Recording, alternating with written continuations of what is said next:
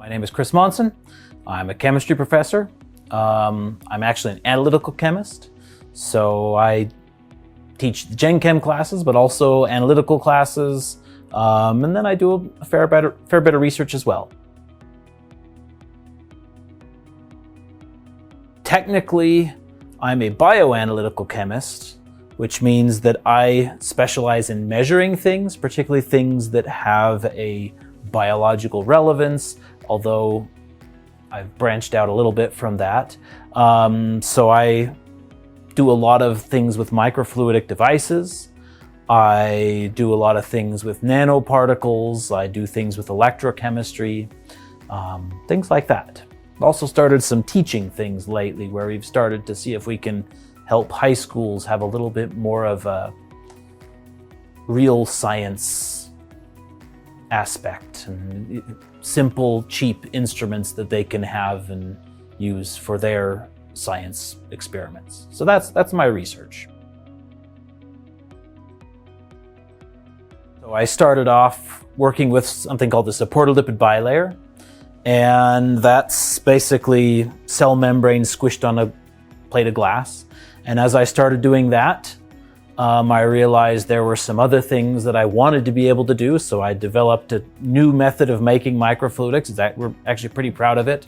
We developed it here at SUU, and when we developed it, we saw, wait, this can do things that other methods that people use to make microfluidic devices can't do. And so we started looking at what I could do. And I've essentially spent 10 years working on things that can do. So that's branched out into making nanoparticles, into filtering proteins, into measuring oxygen in low oxygen aqueous environments, all sorts of really diverse things. And it's kind of exciting and fun. When I was thinking about where I wanted to end up, I wanted to be someplace where teaching really mattered, because I'd seen places where teaching didn't matter and I really did not like the environment there. But I also wanted to be someplace where I could do research and I wasn't just going to be teaching the entire time. And so SUU was a great fit for me that way. I could spend the majority of my focus on teaching, but then also have a significant and impactful research program. And I've really enjoyed doing it.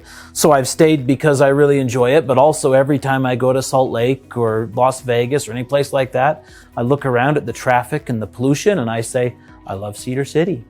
It's awesome. So that's why I came and stayed.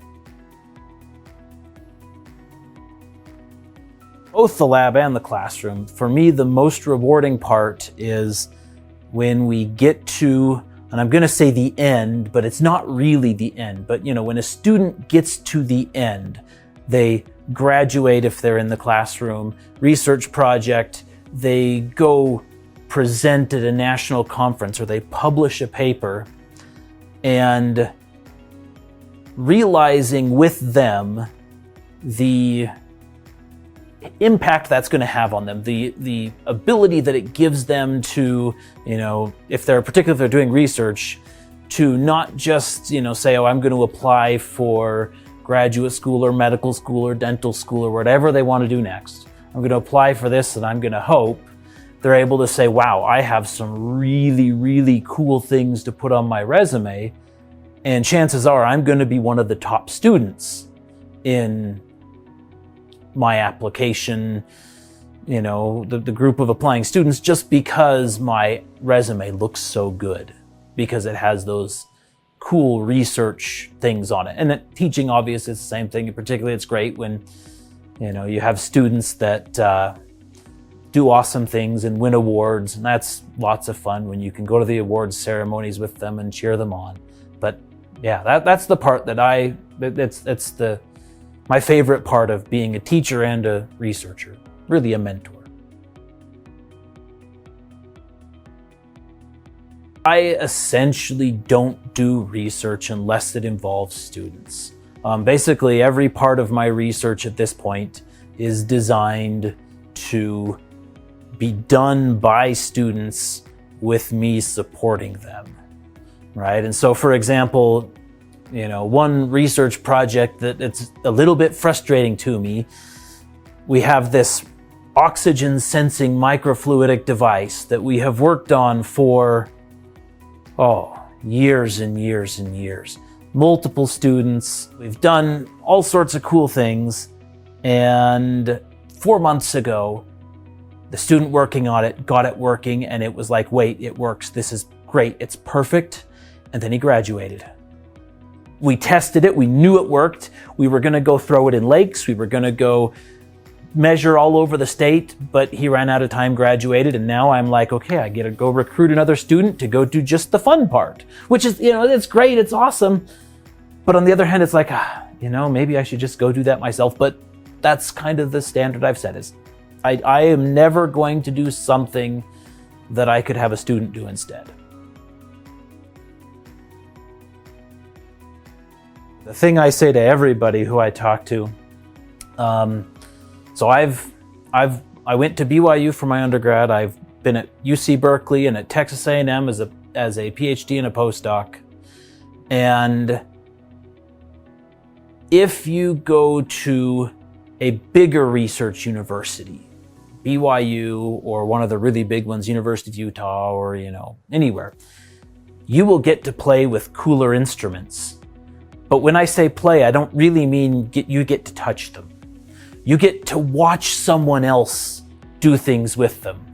And, you'll work with a grad student. The grad student will say, here, wash this, get this clean. Then they don't trust you, so they'll make the solution and they'll run it and you'll watch. But you're not really doing anything, right? If you go to a smaller school, they don't have the instruments. SUU is this sweet size where, from an undergraduate student's point of view, we have at least many, if not most, of the cool instruments that you're going to find at grad schools. But we don't have graduate students to run them. And so you get to come, you get to play with instruments, and you get to do the actual science. When students graduate from SUU, I've mentored around 100 undergraduate students in research. And when they go to graduate school or medical school, whatever they go to, they, instead of just saying, hey, yeah, I've got a good theoretical background because I saw somebody use this, they say, no, I've actually done this. And sometimes graduate schools are really, really impressed that, wait, you actually ran an SEM, or you actually ran an ICP-MS. They're really amazed that these undergraduates actually got to run expensive, fancy instruments. And so, whether they're going to go to graduate school or whether they're going to go to, industry, get a job right out of a bachelor's degree, it ends up, in both cases, being really, really beneficial that they say, aha, I know how to do these things that most other students don't know, because we didn't have graduate students, but we had the instruments at SUU. So that's what I would say is the biggest draw to come to SUU.